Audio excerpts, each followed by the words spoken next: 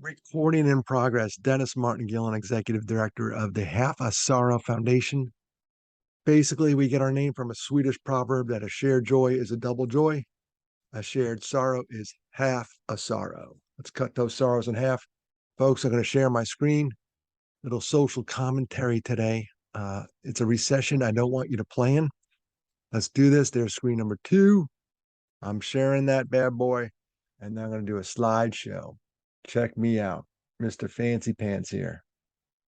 Come on now. Come on now. There it is. I want you to avoid this recession. Folks, back in 2000, I was living in Chicago and I was a president of the Graphic Arts and Paper Association. And I remember reading this article. Things like this were always of interest to me, especially after, the loss of my two brothers. What was happening socially with myself and other people has just been like a little side project, a fascination of mine. And I remember when this article came out by Robert Putnam, he called it Bowling Alone.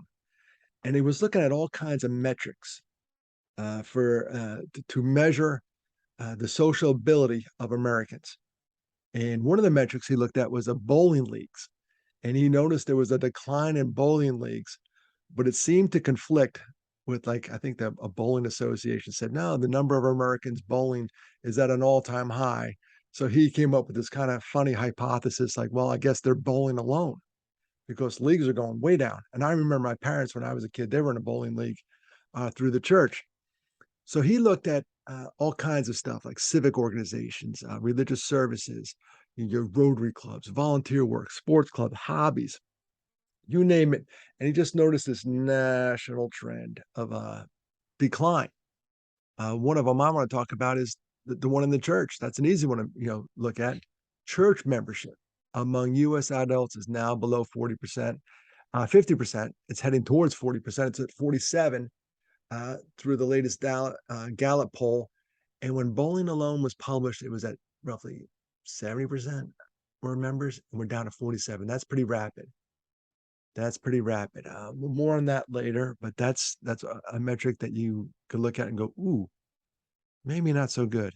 And the reason it's not so good, we are social creatures. So let's take it from organizations. Let's boil it down to like our inner circle, our friends. There's a friend recession going on, and I don't want you to participate in this recession. I do not want you to participate. It's work. I get it. The economic recession, we don't have a vote in that one. It just comes in waves. This one, we have a vote in. We do. And looking at the decline in friendship, the one graph there, 1990, it's the men and women. Do you have 10 plus friends? 40% of the men said, yeah, in 1990. In 2021, 15% said, yeah, decline. What was that? That's roughly 25 percentage points. Then the women, they said, you have 10 plus friends, 28% said, yeah. And then, what, 2021, what, that 11 years later, 11%. Ouch. Ouch. No, it's 31 years later. Math.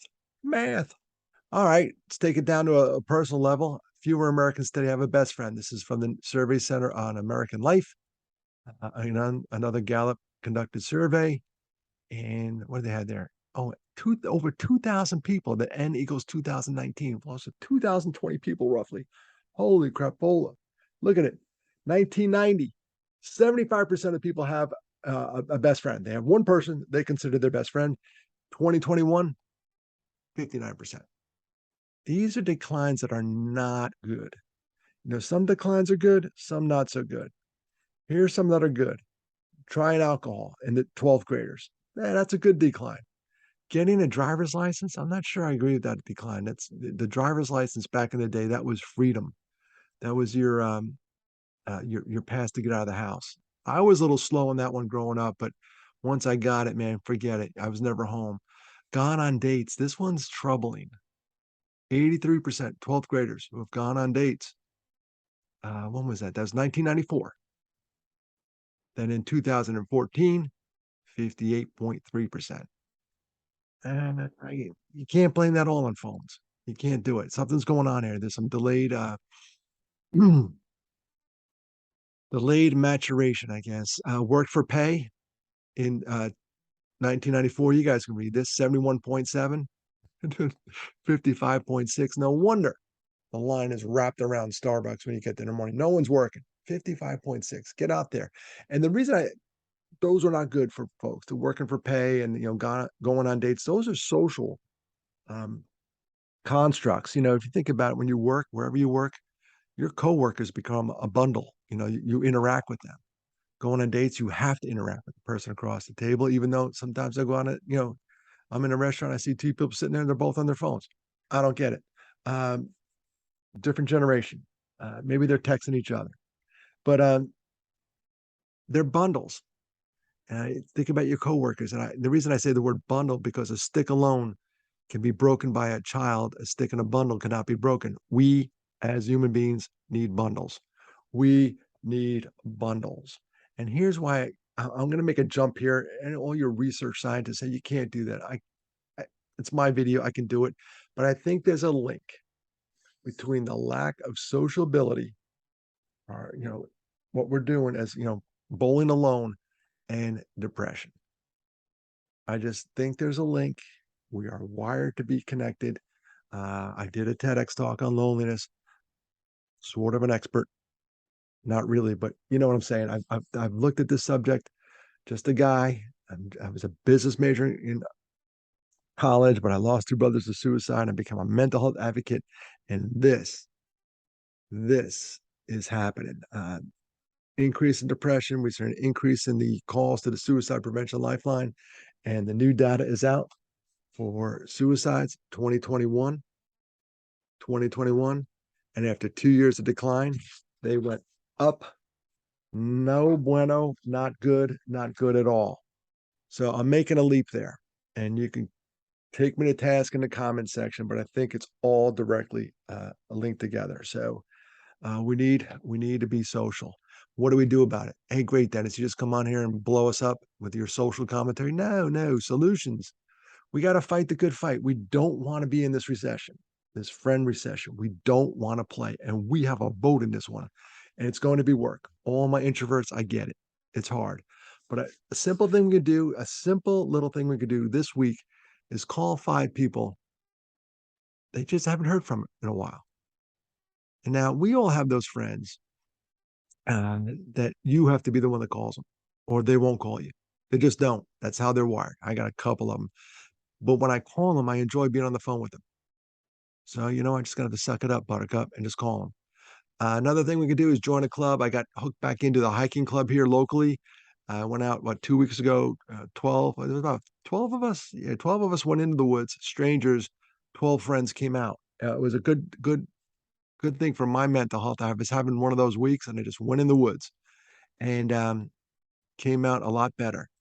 I met that group on Meetup. It sounds like a hookup site, but it's not. It's you can find clubs if you're into writing, photography, you name it. Meetup.com, or get the app. That's how I found that group. Join a church. Oh, here he goes. Now he's a holy roller. Listen, I've been in a million churches. All right, that's an exaggeration. Million's a high number. But I grew up Catholic. I attended a Lutheran church. I went to the 2 different brands of Presbyterian. Now there's a couple of them that keep splitting. All these social issues will split the church. And now I am in a non-denominational church. And what you can do, if the church has burned you in the past, and I get it, trust me, buried 2 brothers to suicide. There were times I was a little bit mad at God, a little bit. We weren't exactly on talking terms, and I get it. But I would encourage you to church shop. Look around, try new ones. If just because you were born in one doesn't mean you have to stay in that one. Find a place that feeds your soul. And here's the kicker to this. Uh, our church, we have small groups, and when put to a pinch, they will be there for you. And this was demonstrated time and time again. Anytime there's a crisis, that small group comes through. I need a meal at the house. Yes. Christine and I both got COVID. Guess what? A casserole was on the front porch. It's the little things like that. They will come. They will come through for you. And then, and as far as what to do, see rule number 1: fight the good fight. I don't want you all to participate in this one. We are wired to be social. Suck it up. I know it's work. I got it. I got it. I understand. Sometimes being alone is good. I'm in an office by myself right now, but gosh darn it, I go out in the hallway and talk to all those realtors out there. I need them. I need them more than they need me. They need me because I'm not buying any houses soon. But that's what I want you to do. I don't want you to participate in this recession. I want you to be in the game. This is under 10 minutes, and it was brought to you by the good folks at the Half a Sorrow Foundation. So that's it, folks. That's all I got. Hope this works for you. I can't figure out how to get this back up. I'm going to stop sharing. Stop sharing. There it is. I'm back. Two screens and an old guy. Not a good combination. But here we go. That's all I got today. Social commentary from Uncle Dennis. Love you.